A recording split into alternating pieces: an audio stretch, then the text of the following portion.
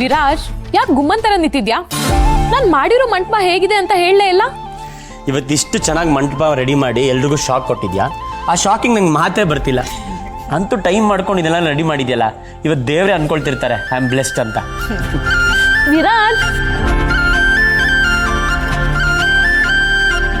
ರಮ್ಯಾ, ನೀನು ಈ ಮನೆ ಸೊಸೆ ಆಗದೆ ಇರ್ಬೋದು, ಆದರೆ ಈ ಮನೆ ಜೊತೆ ನಿನ್ನ ಸಂಬಂಧ ಯಾವಾಗಲೂ ಹೀಗೆ ಇರುತ್ತೆ. ನಾನು ಈ ಮನೆಗೆ ಮಗಳಲ್ಲ, ಸೊಸೆ ಆಗಕ್ಕೆ ಬಂದಿದ್ದೀನಿ, ಹಾಗೇ ಆಗ್ತೀನಿ.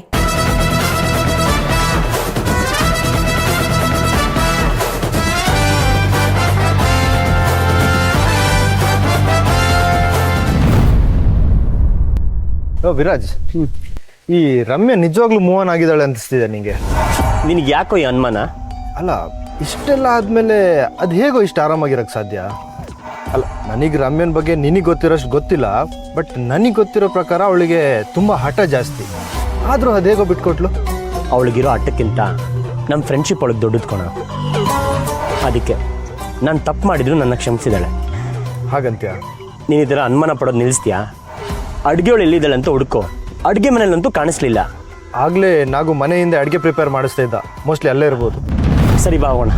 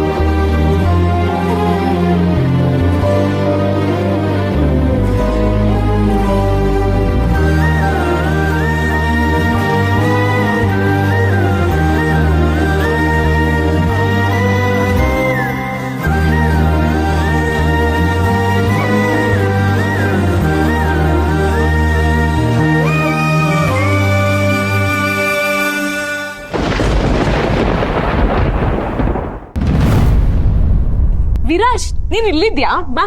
ಎಲ್ಲಿಗೆ? ಹೇಳ್ತೀನಿ, ಬಾ. ವಿರಾಜ್,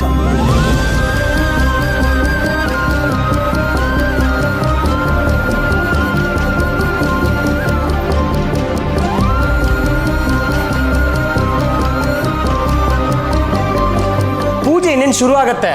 ಆಯ್ತು, ಬಾ. ಏನ್ ನಡೀತಿದೆ ಇಲ್ಲಿ? ನಮ್ಮಿಬ್ರು ಚೈಲ್ಡ್ಹುಡ್ ಫೋಟೋನ ರೀಕ್ರಿಯೇಟ್ ಮಾಡ್ತಾ ಇದೀವಿ.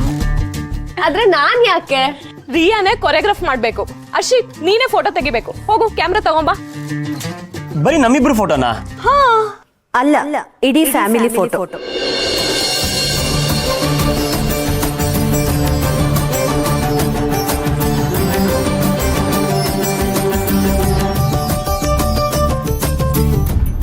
ಓ ಗಾಡ್, ಈ ಮಿಥಿಲನ್ ಎಲ್ಲ ಕಡೆ ಮೂಗ್ ತೋರ್ಸೋದೇ ಕೆಲ್ಸ. ನಾನು ವಿರಾಜ್ ಇಬ್ರು ಫೋಟೋ ತೆಗ್ಸೋಕ್ ಇಲ್ಲಿ ಬಂದ್ರೆ ಎಲ್ಲರನ್ನೂ ಕರ್ಕೊಂಡ್ ಬಂದಿದ್ದಾಳೆ. ಮ್ಯಾನೇಜರ್ ಮಗಳಿಗೆ ಮ್ಯಾನರ್ಸೇ ಇಲ್ಲ.